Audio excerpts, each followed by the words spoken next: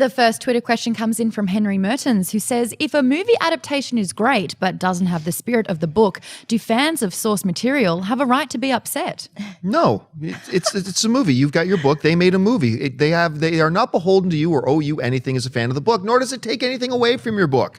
So I would say, no, you absolutely, I mean, you have a total right to say, I watched the movie and I didn't like it. I watched the movie and I thought it sucked. Totally do that. But just because you're a fan of the book saying, that doesn't mean they should make the movie the way you want it made, whether they succeed or fail. So I don't think they have a right to be upset by it. Amy Rose? But then why use the book as the basis of the film? Why don't you just say it's loosely based and do something else? But if you're saying it's based on this property and that's the property we fell in love with, damn straight I think you have a right to be disappointed. But that's not the intention. And you always have to know that they're going to do what's best for the film. I think you can be upset if a book really means something to you and they adapt it in a way that dilutes the magic of that book and of that literary experience.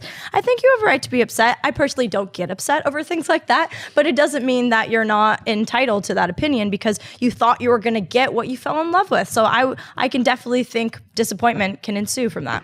Dennis? I think you have a right to be disappointed and you have a right to be upset if you want to be. It just depends on how far you take being upset. Like, are you going to like scorch the earth or something like that? But don't scorch the earth. Like we talked about Last Airbender. I have no problem with people who are fans of the animated series being upset at that version. I mean, M. Night really took what they loved and just, he wiped his ass with it. So, I think you have a right to be. Just don't take it so far.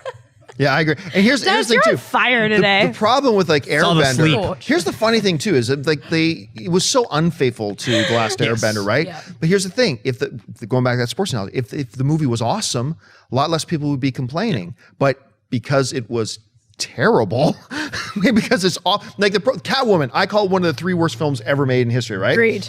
But what made the movie bad was not that they made her some mystical Egyptian spirit of the cat thing. What made it horrible was not that she wasn't Selena Kyle. That's not what made it horrible. What made it horrible was that it was a horrible movie that just really accentuated the fact that they did all these other things wrong too. But man, is she hot. Oh God. Even now.